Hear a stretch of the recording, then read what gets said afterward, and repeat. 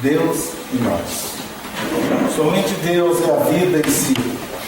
Entretanto, você pode auxiliar alguém a encontrar o contentamento de viver.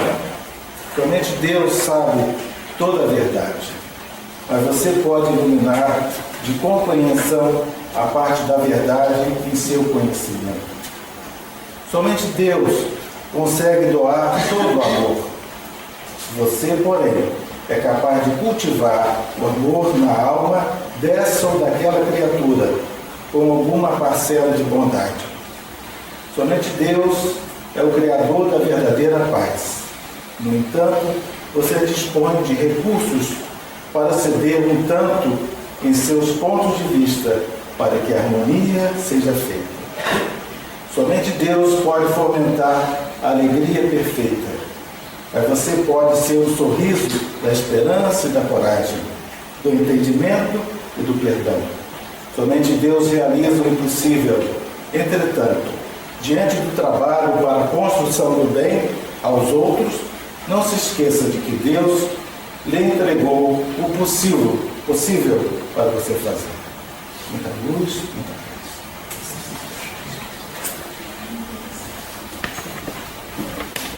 Boa noite a todos.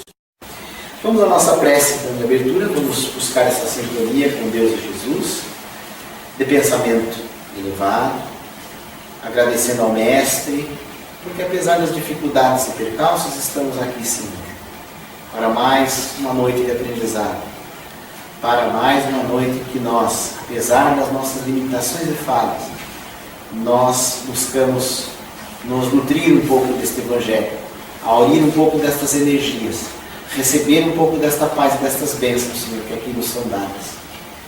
Ajuda, Senhor, que sejamos renovados pela Tua mensagem. Coloque os Teus Espíritos de luz para nos orientar nesse intento. E desde já te agradecemos, Jesus, pela presente encarnação, pela vida, pela família, pelos nossos anjos de guarda, que já estão trabalhando nesse sentido. Obrigado, Senhor, que assim seja. Hoje, Paulo Ricardo, de Joinville, da Sociedade Espírita de Joinville, dá continuidade a esse trabalho, falando então sobre Madre Teresa de Calcutá.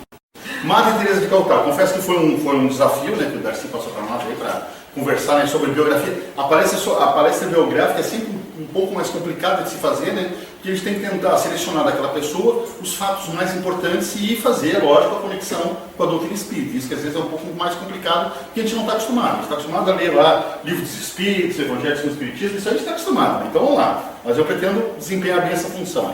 Bom, Madre Teresa de Calcutá, quase todo mundo já viu essa imagem dela, certo? Uma imagem conhecida em quase todo mundo. O que nós sabemos a respeito dela? Ela nasceu em 26 de agosto de 1910, na cidade de Iskip, então, na época, era a capital de Vilayet, no Kosovo, que era uma subdivisão na época do Império Otomano. Atualmente, a cidade chama-se Skopje em português, ou Skopje na língua original lá, e é capital da República da Macedônia. Mas onde fica isso, Paulo? Olhando o mapa ali, ó, a regiãozinha, a bota, a pontinha da bota da Itália, certo? A Grécia aqui embaixo, ó, Macedônia ao norte da Grécia, né? A leste da Albânia, e lá no norte, na divisa com o Kosovo, está lá, ó, Skopje, certo? Então foi ali que ela nasceu. Beleza? Deu para te ter uma ideia.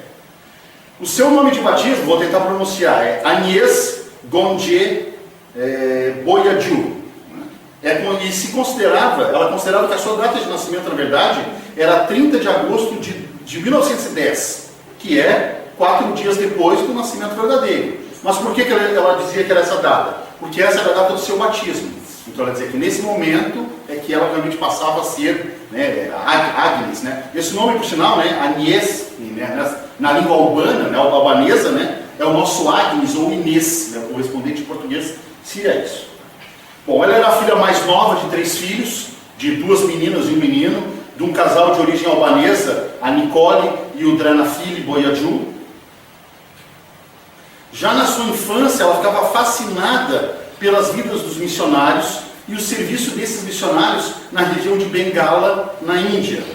E com 12 anos de idade, já ela se convenceu de que deveria dedicar-se a uma vida religiosa. Então, com 12 anos, ela já tinha se dado conta. Eu preciso dedicar minha vida para a ação do serviço religioso. A sua decisão final mesmo aconteceu em 18 de agosto de 1928, então praticamente com 18 anos, certo? Enquanto rezava na Capela da Madonna Negra, na cidade de Letnice, no Kosovo. Kosovo, de novo, né? Um pouquinho ao norte da Macedônia, certo? Tem que aparecer esse sinal de lá, mas agora acho que não aparece mais. Muito bem. Então, aos 18 anos, na verdade, ela tomou essa decisão. Vou me tornar freira, certo? Então, deixou a casa aos 18 anos de idade para se juntar como missionária às Irmãs de Nossa Senhora do Loreto, que era uma ordem, né? Uma ordem existente na Igreja Católica. Inicialmente, ela foi para a Abadia de Loreto, em Farnham, na Irlanda, para aprender a língua inglesa, que ela falava albanês, certo? Que é a língua da Albânia, da Macedônia, ali dos pais dela, certo? E provavelmente macedônio, que é uma língua parecida, é uma língua derivada ou parecida com o iugoslavo, certo? Com o servo-croata. Então ela foi, na verdade, primeiro para a Irlanda, para aprender a língua inglesa, porque ela queria trabalhar realmente lá na Índia, lá na região de Bengala. E a língua que as irmãs Loreto usavam lá na Índia é o inglês, certo? Então ela foi para a Irlanda, mais para passar um tempo lá aprendendo inglês. Chegou na Índia, na verdade, em 1929, então praticamente com 19 anos, e começou como noviça em Darjeeling, próximo aos Himalaias, onde ela aprendeu a língua bengali, que é a língua local, certo? E lecionou na Escola Santa Teresa, um internato próximo ao convento onde ela foi servir. Fez os seus primeiros votos religiosos como freira em 24 de maio de 1931. Então, que idade ela tinha aí, me ajudem? Quase 21, né? 20 anos, quase 21 anos. E escolheu seu nome, Teresa, certo? Em homenagem a Santa Teresa de Lisieux. Alguém fala francês aí, não? Não? Lisieux. Lisieux, deve ser Lisieux, né? Que para nós, brasileiros, é a Santa Teresinha do Menino Jesus, né? Então fica mais fácil, certo? Que é na Europa, a padroeira dos missionários. Então ela já escolheu esse nome, porque, como eu já tinha visto, né? Com 12 anos ela já se interessava pelo trabalho dos missionários lá na Índia, né? Então ela escolheu o nome dela, o nome de freira, né? de Teresa, certo? Até já havia uma outra freira também lá na mesma ordem dela, que já tinha escolhido a forma francesa do nome, né? Terese, com TH e pessoal. Ela escolheu então a forma espanhola, essa forma escrita assim, desse jeito, né? T-R-E-S-A, que é a forma espanhola do nome dessa santa. Também a forma portuguesa. Portuguesa é com Z, eu acho, né? Não sei o que diz em português, vamos lá. Ela fez, na verdade, seus votos solenes, então, em 14 de maio de 1937, aí com uns 26 anos mais ou menos, né? Enquanto lecionava na escola do convento de Loreto, em Calcutá, na Índia. E lecionou nessa escola por 22 anos, e em 1944 foi nomeada diretora dessa escola. Mas aonde que é isso, Calcutá, Paulo? Ah, agora lá. Agora a Índia, certo? Subcontinente indiano, né? Então aqui no cantinho, na fronteira com Bangladesh, fica lá Calcutá, certo? É uma das 4 principais cidades da Índia.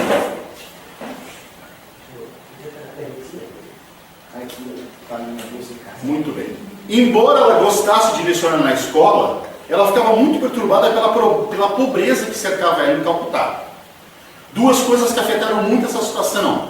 A grande fome bengalesa de 1943, né, que trouxe muita miséria para a cidade, e as hostilidades devido àquela guerra civil, né, digamos assim, que houve no momento da independência da Índia, né, quando a Índia se tornou independente da Inglaterra. A gente vê parte dessa história lá no filme, né, na história do Gandhi, né. Aí nós vamos ver que, na verdade, os muçulmanos e os hindus acabaram, na verdade, formando 2 países, né, o Paquistão ao norte e a Índia ao sul, e isso provocou muita hostilidade, porque, de certo modo, os muçulmanos tinham que se deslocar para morar na região norte, né, no Paquistão, e os hindus tinham que vir morar na região sul. E isso acabou causando muitas hostilidades, inclusive, né, e talvez principalmente lá nessa região de Calcutá. Certo? Então isso trouxe muito mais pobreza ainda, né, essas revoltas que haviam, né, na cidade com relação aos hindus e os muçulmanos, trouxeram ainda mais desespero e horror para a cidade. Em 10 de setembro de 1946, então ela tinha o quê? 36 anos de idade, né? Ela experimentou o que ela mesma chamou de o chamado dentro do chamado. Enquanto ela viajava de trem na região de Calcutá, ela teve uma inspiração de que deveria sair do convento e ajudar os pobres vivendo com eles. Acredita-se que ela teve isso vendo um homem moribundo deitado na estação, certo? Que pedia por água.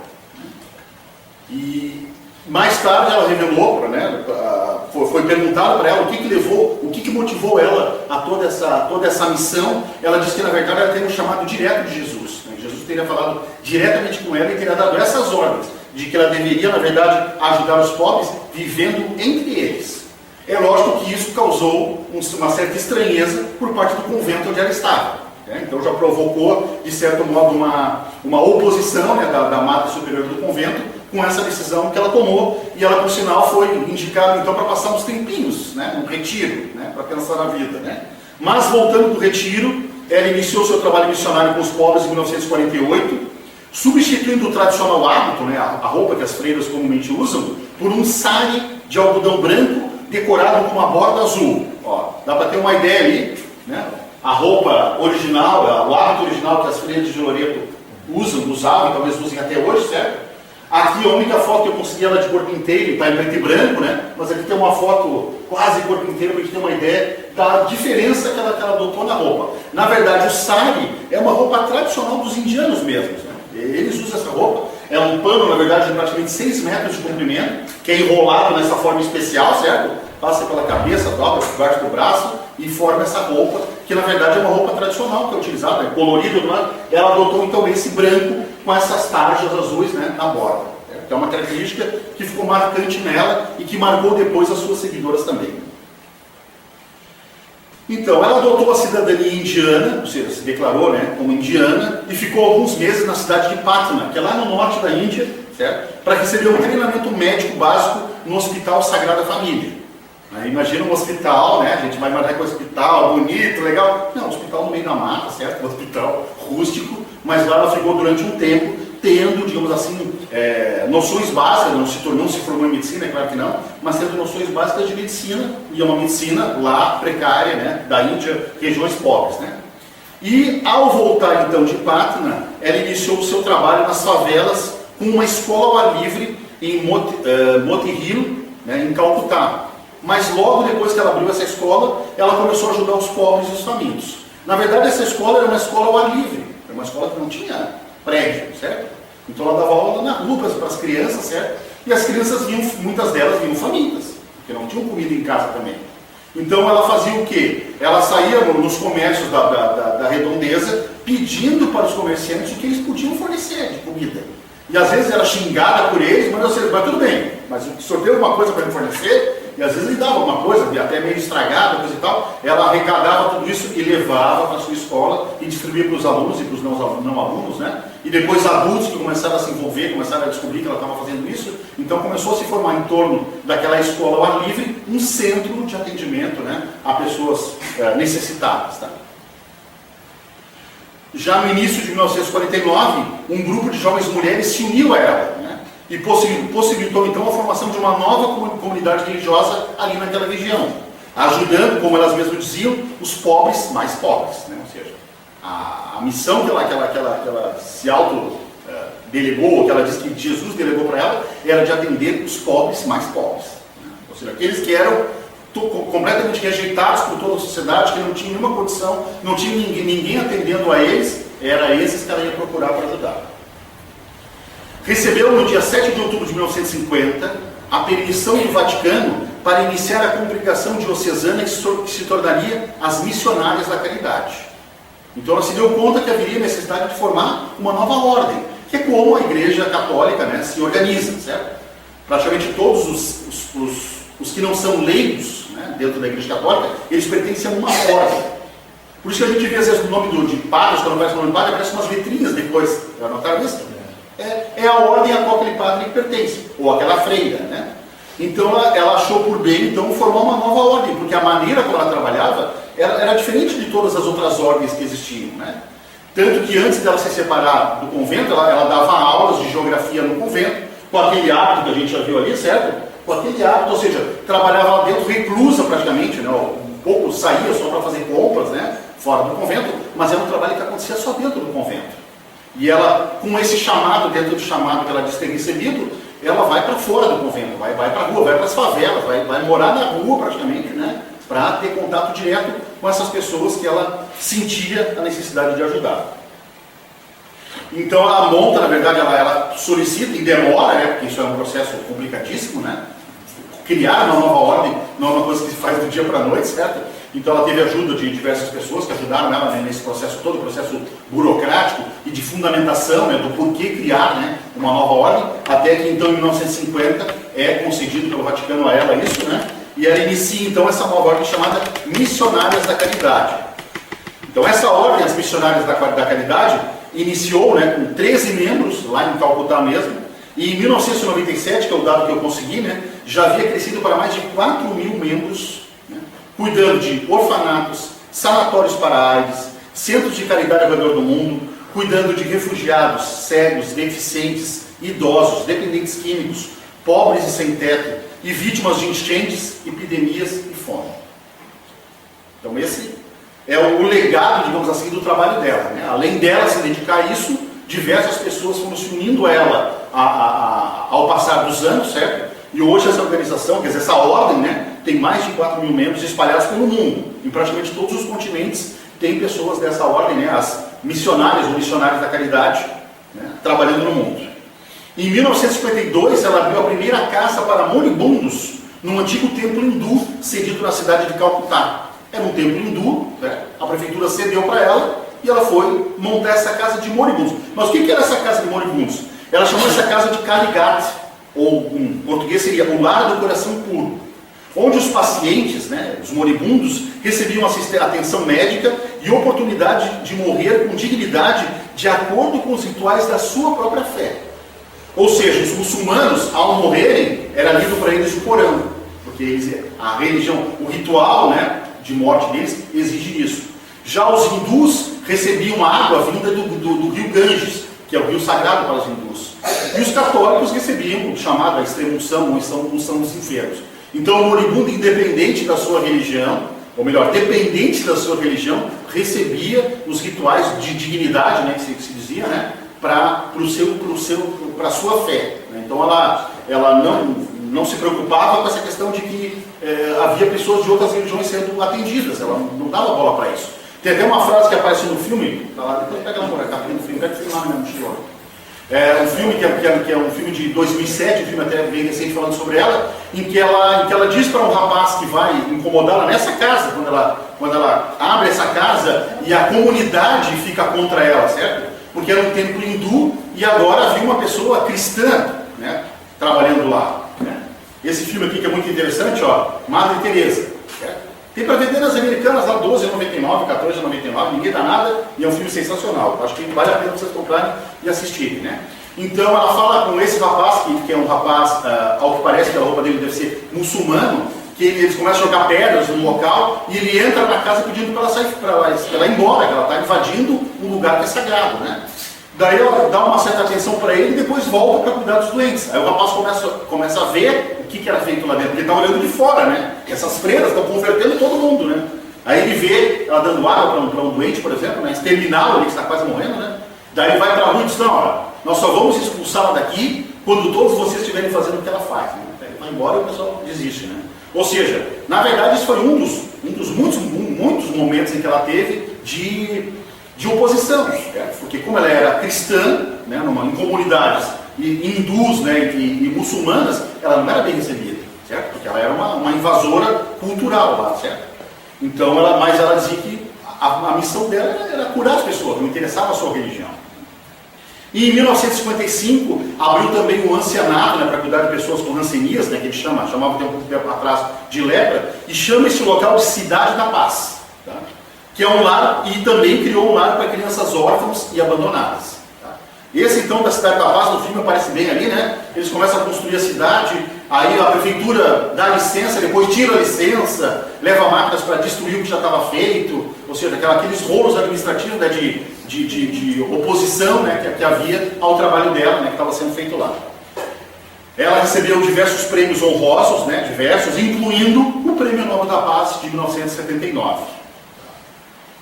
E retornou à pátria espiritual em 5 de setembro de 1997, com 87 anos de idade, morreu de ataque cardíaco, quando preparava um serviço religioso em memória da princesa Diana, lá de Gales, lá da Inglaterra, que era sua grande amiga, que tinha falecido, que a gente já sabe, num acidente de automóvel em Paris. O funeral dela foi tratado como um funeral de Estado, de chefe de Estado. Vários representantes do mundo foram lá, prestar homenagens a ela, certo?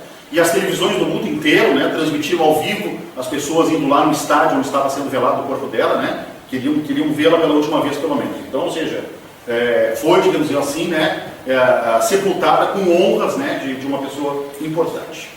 Agora a pergunta que vem é: e daí, Paulo, o que isso tudo tem a ver conosco? Bom, se nós formos lá no Novo Testamento, há uma passagem que está lá em Mateus, chamada o último julgamento, que diz o seguinte: Jesus teria dito isso aos apóstolos, quando o Filho do Homem vier em toda a sua glória, e todos os anjos com ele, então se assentará sobre o trono da sua glória, e serão reunidas diante dele todas as nações, separará uns dos outros, como o pastor separa as ovelhas dos cabritos, e colocará as ovelhas à sua direita e os cabritos à sua esquerda.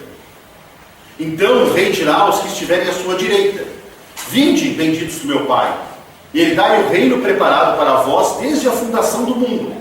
Pois tive fome e me destes de comer, tive sede e me destes de beber, era estrangeiro e me acolhestes, estava nu e me vestistes, estive enfermo e me visitastes, estava na prisão e viestes a mim. Então os justos lhe responderão dizendo: Senhor, quando te vimos com fome e te demos de comer, ou com sede e te demos de beber? Quando te vimos estrangeiro e te acolhemos, ou nu e te vestimos? Quando te vimos enfermo ou na prisão e viemos a ti? Em resposta, o rei lhes dirá: Amém vos digo, que na medida em que fizestes a um destes meus irmãos mais pequeninos, a mim o fizestes.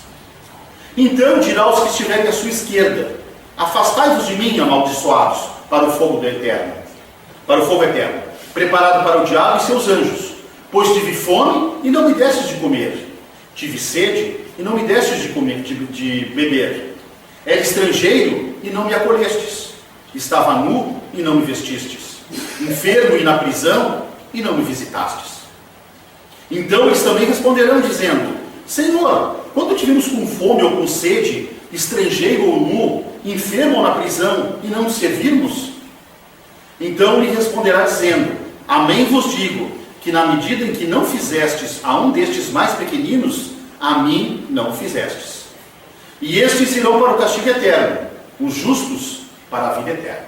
Então isso está lá em Mateus, capítulo 25, versículos 31 a 46. Esse é um dos textos que está no começo do capítulo 15 do Evangelho segundo o Espiritismo. Vamos ver agora o que o Kardec e os Espíritos nos dizem a respeito disso. Esse capítulo fala do tema fora da caridade não há salvação. Então Kardec diz o seguinte lá: toda a moral de Jesus se resume na caridade e na humildade, isto é, nas duas virtudes contrárias ao egoísmo e o orgulho. Em todos os seus ensinos, ele aponta essas duas virtudes como sendo as que conduzem à eterna felicidade. Então, resumindo aqui, Ou seja, o Kardec coloca junto com os Espíritos que toda a moral de Jesus está embasada, está sobre duas pedras fundamentais: a caridade e a humildade, certo?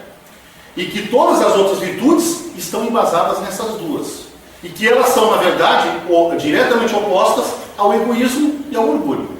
E mais ou menos dessa forma, a caridade é oposta do egoísmo e a humildade é oposta do orgulho. Porque o egoísmo é o quê? É pensar apenas em si, ou pensar em si a despeito dos outros. E a caridade é exatamente o contrário, é pensar nos outros a despeito de si próprio. O que é o orgulho? O orgulho é se achar-se o maior de todos, o mais merecedor. E a humildade é entender-se como sendo um comum, uma pessoa dentre tantas, que tem as suas possibilidades positivas, mas tem também as suas necessidades. Então, essas duas virtudes, conforme diz Kardec aqui, fundamentam todo o ensinamento de Jesus. E ele vai mais longe, e aí ele vai no Sermão da Montanha. Bem-aventurados, disse, aos pobres de espírito, isto é, os humildes, porque deles é o reino dos céus. Bem-aventurados os que têm puro coração. Bem-aventurados os que são brandos e pacíficos. Bem-aventurados os que são misericordiosos. Amai o vosso próximo como a vós mesmos. Fazei aos outros o que quereris vos fizessem. Amai os vossos inimigos. Perdoai as ofensas se quiserdes ser perdoados. Praticai o bem sem ostentação. Julgai-vos a vós mesmos antes de julgardes os outros. Humildade e caridade. Eis o que não cessa de recomendar e o que dá ele próprio o exemplo. Orgulho e egoísmo. Eis o que não se cansa de combater. E não se limita a recomendar a caridade. Põe-na claramente e em termos explícitos, como condição absoluta da felicidade futura. Então, ou seja, aqui Kardec e os Espíritos estão comentando que Jesus não só falava da boca para fora, caridade e humildade, ou seja, ele praticava isso, né? No seu contato direto com as pessoas. Então, é só a gente ler um pouquinho ali dos Evangelhos do Novo Testamento, a gente vai ver que Jesus estava diretamente com os necessitados. Ele não estava cercado daqueles que tinham poder ou daqueles que tinham riquezas, né? Ele até dizia, quem precisa de médico são aqueles que estão doentes. Alguns até tentaram, de certo modo, ao que parece, Judas teria sido um deles, né? Que Jesus, digamos assim, se aproximasse também dos poderosos, né? Daqueles que tinham poder religioso e político, porque era uma coisa só, né? Porque ele até acreditava, ao que parece, de que Jesus, tendo contato com esses indivíduos, teria o apoio deles. E tendo o apoio deles, seria muito mais fácil divulgar a Boa Nova, né? Tanto que alguns acreditam que até teria sido por isso até mesmo que Judas teria traído Jesus, né? De certo modo. Era talvez na esperança de que, com esse contato, com a prisão de Jesus sendo levado para interrogatório, Jesus convenceria o Sinédrio, né? E o Sinédrio convencido seria uma força política, né, econômica e religiosa enorme para a divulgação, né, da Boa Nova, dos ensinamentos de Jesus. Mas ele logo se deu conta que o objetivo do Sinédrio não era esse, né? Era apenas calar Jesus, arranjar um jeito de incriminá-lo para que ele fosse calado, né, da maneira mais cruel possível, que era a morte, né? E como o Sinédrio não tinha o poder de morte, o único que tinha esse poder era o Império Romano, lá representado por Pôncio Pilatos, né? Levam Jesus até Pôncio Pilatos, dizendo, ó, este é um traidor, está dizendo que é o rei dos judeus, né? E rei é César, né? Então eles tentam, né, e até conseguem fazer com que o governo romano lá decrete, né, a morte de Jesus, e a maneira mais comum que tinha de morte era a crucificação, né? Então não foi até nenhuma... Alguns às vezes acreditam, porque Jesus foi crucificado. A crucificação era uma sentença de morte muito comum entre os romanos. Não só lá na Palestina, né? Era uma maneira bastante cruel de não só de morte, mas de exemplificação, certo? Principalmente os traidores era feito esse tipo de condenação, porque o corpo ficava lá um tempo, as pessoas veem, ou seja, era uma morte bastante, geralmente demorada, né? E que o corpo ficava lá para que todos pudessem ver o que tinha acontecido, né? Então era um exemplo também. Então, ao que parece, Judas, né, na verdade, se enganou nesse sentido, né, achando que Jesus, ao ser, né, preso, né, pela polícia, digamos assim, pelas forças militares do Sinédrio, ia se rebelar, ou ia convencer o Sinédrio do contrário, né? Bom, no item 5, esse tinha sido o item 3 do capítulo 15 do Evangelho segundo o Espiritismo. No item 5, Kardec também vai descrever um pouco mais sobre a caridade e humildade. Então, caridade e humildade, tal a senda única da salvação. Egoísmo e orgulho, tal a da perdição. Esse princípio se acha formulado nos seguintes precisos termos. Amarás a Deus de toda a tua alma e ao teu próximo como a ti mesmo. Toda a lei e os profetas se acham contidos nesses dois mandamentos. Até uma paradinha aqui, né? Quando que Jesus cita isso? Quando já em Jerusalém, um doutor da lei, para tentar Jesus, né? Vamos ver se ele cai em contradição. Eles ficavam sempre tentando, né? Tentar fazer ele entrar em contradição para poder acusá-lo. Viu? Você é um falso profeta. Você está falando bobagem, né? E havia muitas discussões entre os próprios judeus, né, entre os próprios judeus da época, de qual era o maior mandamento dos 10 mandamentos lá, certo? Qual era o maior? Então ele vem, de certo modo, vamos ver o que ele vai dizer agora aqui, né? Dependendo do que ele disser, a gente, né, acusa ele que ele é do grupo oposto ao nosso. E aí Jesus sai com essa, né? Amarás a Deus de toda a tua alma, e ao teu próximo como a ti mesmo. toda a lei e os profetas se acham contidos nesses 2 mandamentos. Ou seja, ele vai lá no que, na verdade, não é um dos 10 mandamentos, mas é uma prece, de certo modo, que todo judeu faz até hoje, que é o Shema, é o Ouve Israel. Eles têm que fazer essa prece todos os dias, né? E dentro dessa prece tem parte desse texto. Pelo menos, né, o amarás a Deus de toda a tua alma, né? E mais tarde, lá no Levítico, tem essa de amar ao próximo também. Então Jesus vai lá nas Escrituras para dizer para ele, ó, você já sabe qual é o mandamento. Mas aí acrescenta um elemento que diz assim, toda a lei e os profetas se acham contidos nesses 2 mandamentos. Quando ele fala lei e os profetas, ele está falando tudo que estava escrito no Antigo Testamento.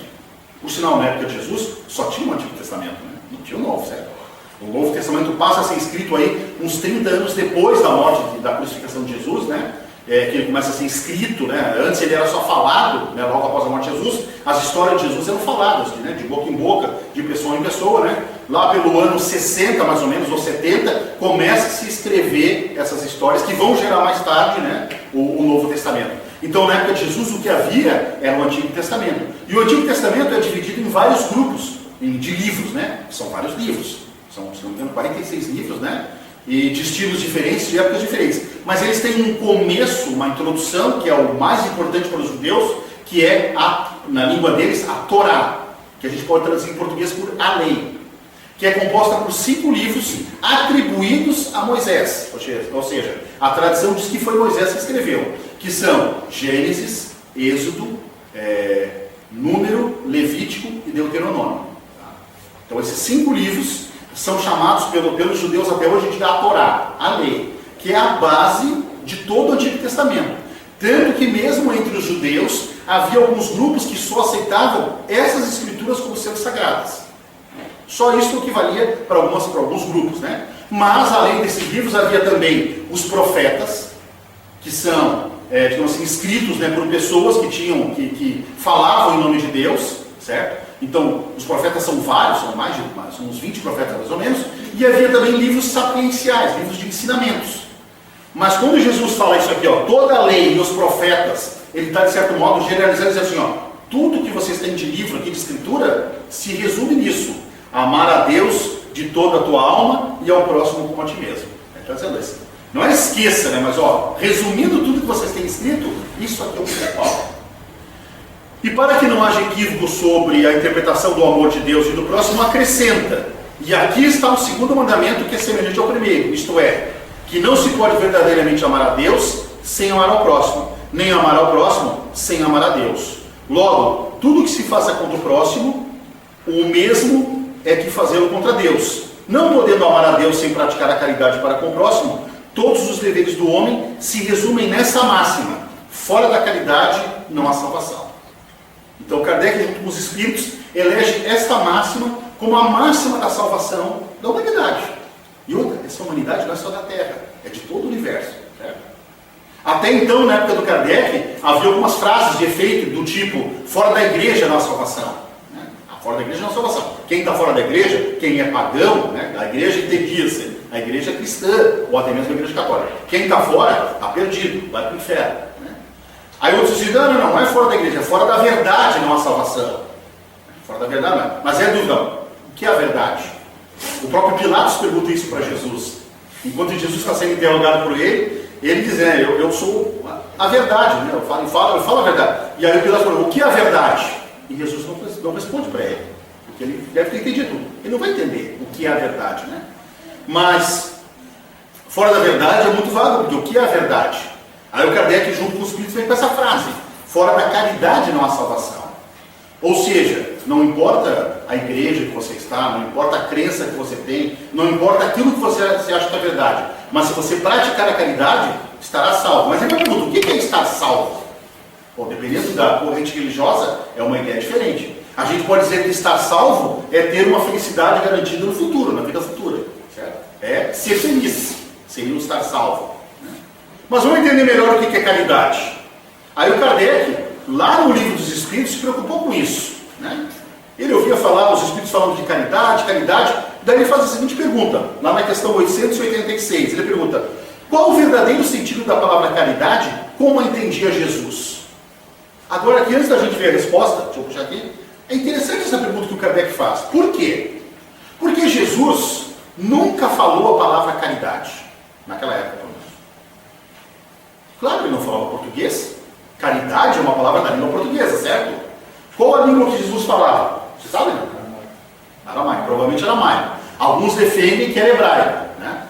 Mas a maior parte dos estudiosos afirmam que não, ele falava aramaico, que era a língua comum na região, certo? Provavelmente ele falava aramaico também. Então ele não falou caridade, porque essa palavra não existe em aramaico, certo? Ele falou uma outra palavra. E que essa palavra veio sendo traduzida para diversas línguas de diversas formas diferentes. Até que chegou no português da forma da palavra caridade. Então a pergunta do Kardec é interessante. Mesmo tendo chegado até nós na forma de caridade, ela chegou através de uma outra língua, que não era o hebraico. Porque Jesus, pelo que se sabe, não deixou nada escrito. Não escreveu nenhum livro. O único momento em que parece que Jesus está escrevendo alguma coisa é naquele momento em que trazem aquela mulher adúltera para ele, certo? E parece que ele está fazendo uns dedos, nem é escrevendo, parece que ele está desenhando com o dedo na areia lá, certo? Não sabe nem se ele está escrevendo mesmo, né? Mas ao que se sabe, em nenhum momento aparece ele escrevendo alguma coisa, certo? Então, quem escreveu sobre Jesus foi quem?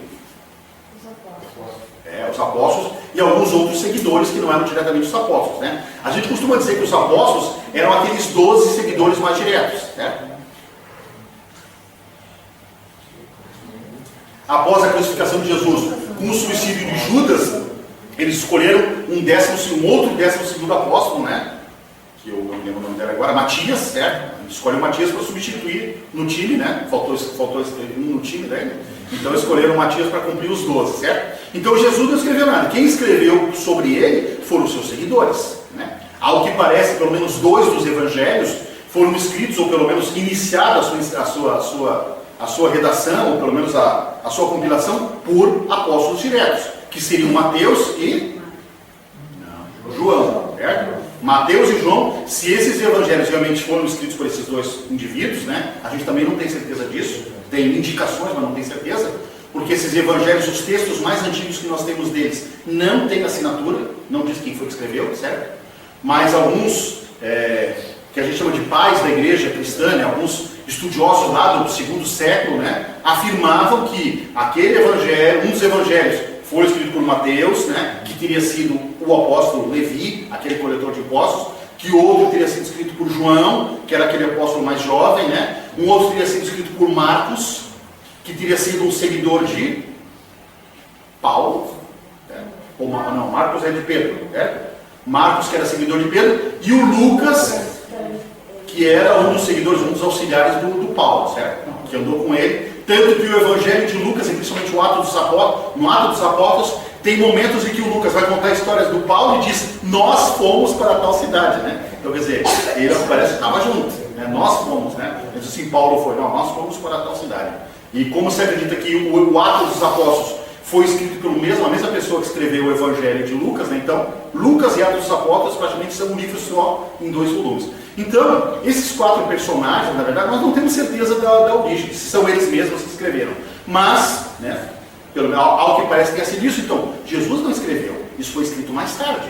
E aqui o escrito é assim, como eu falei para vocês, uns 30 anos depois da morte de Jesus, lá pelo ano 60, 70. Há indícios, mas não se tem certeza, porque não tem nenhum texto disso, de que Mateus teria escrito algumas coisas em hebraico ou aramaico, né? Enquanto talvez Jesus ainda estava por ali, ou logo após a morte de Jesus. Alguns lá, pais da igreja, dizem que havia um texto em hebraico, mas a gente não tem mais esse texto, né?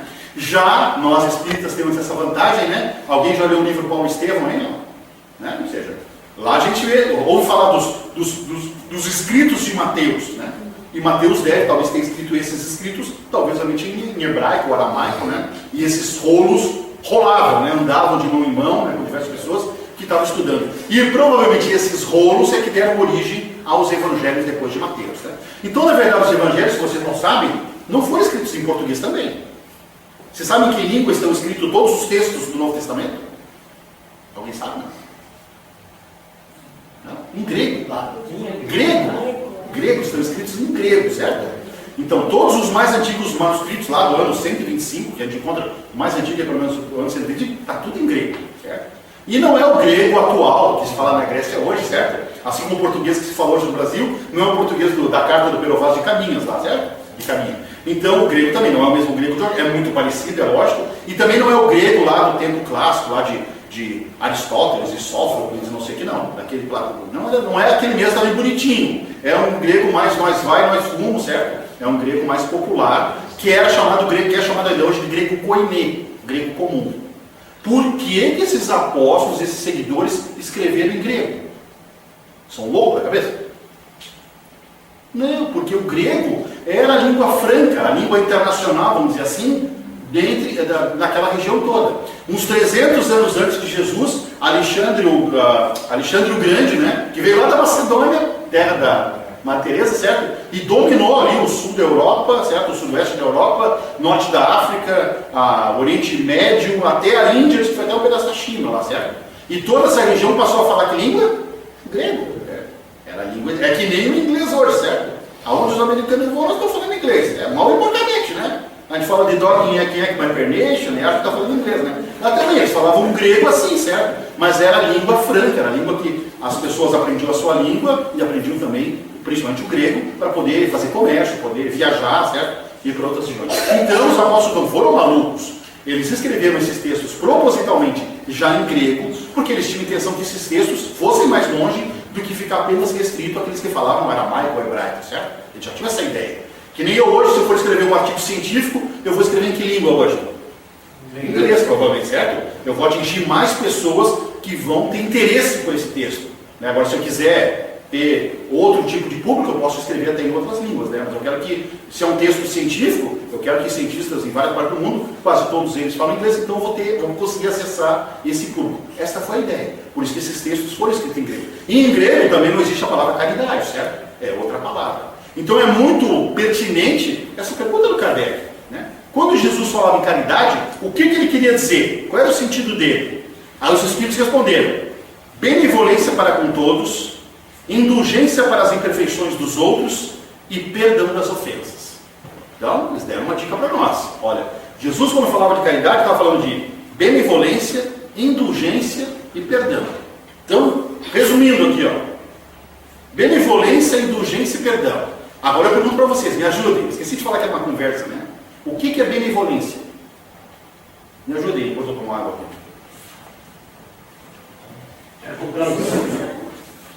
Um de cada vez, um de cada vez. Ajudar os outros. Ajudar os outros. Que mais?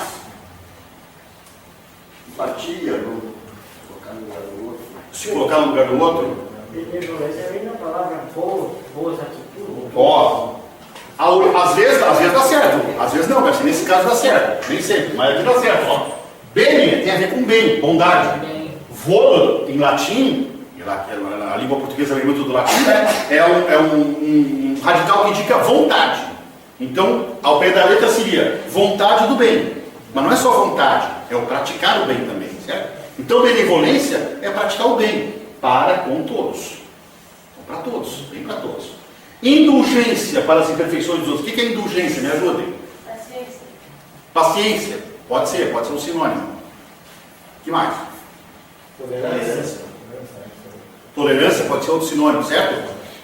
Ou seja, indulgência tem a ver com tolerar as imperfeições dos outros. Talvez compreender seja uma palavra melhor. Compreender as imperfeições dos outros, né? Entender que o outro é imperfeito. Entender os outros. Entender os outros, né? Ou seja, quando uma pessoa comete um erro, eu entendo, pode nem ter nada a ver comigo. Eu estou lá trabalhando, tem um colega que faz uma coisa errada, ofende uma pessoa, eu entendo, olha, ele é uma pessoa imperfeita, eu também sou, né? Eu também, em determinados momentos, posso fazer que nem ele. Então, isso seria indulgência. E perdão. Esse é difícil.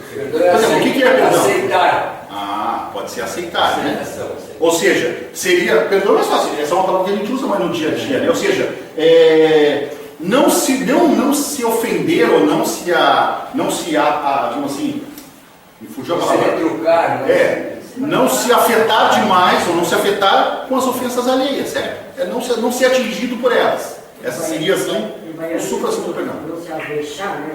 Não se avexar, né? Lá no Nordeste é assim, Não se né? magoar. Não fica avexar, não se magoar, certo? Ou seja, perdão, alguns dizem que é o esquecimento das ofensas.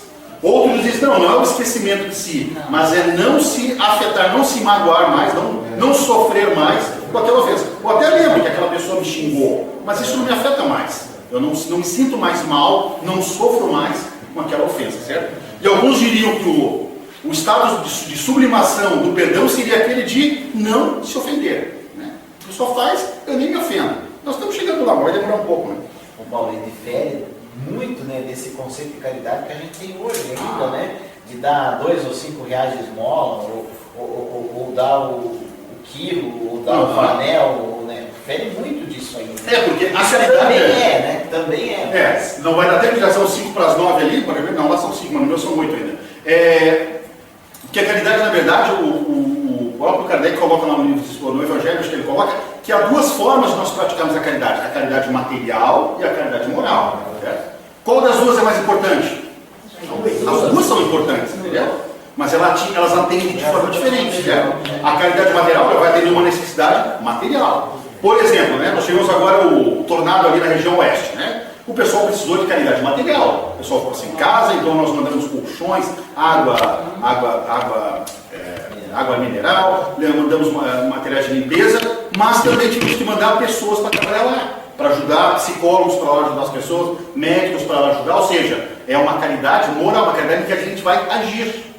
Teve pessoas aqui nas nossas cidades, por exemplo, né, que não podiam mandar muita coisa para lá, mas foram trabalhar nos lugares de distribuição, né? Foram lá dar os seus minutos, suas horas, para organizar o material que ia ser enviado. Isso é caridade moral. Ele não está dando nada de material, está dando seu tempo, a sua dedicação, certo? Mas as 2 coisas são importantes. As 2 vão atingir, né, essa pessoa necessitada. E principalmente os jovens, né, que gostam de coisas mais simples para decorar e vestibular, eles ultimamente estão usando essas 3 palavras aqui, ó, dizendo que é o BIP. Olha lá, BIP, benevolência, indulgência e perdão, né? Esse BIP, BIP, BIP, que chama a atenção da gente, né? Então só olha o BIP aí, olha o BIP, certo? Ou seja, benevolência, indulgência e perdão, que seria ali o resumo, né, da caridade como compreendia Jesus, né? E, como última mensagem, né, dentro desse trabalho da própria Madre Teresa de Calcutá, lembrar que fora da caridade não há salvação. O resto é conversa. Beleza? Agradeço a atenção de vocês.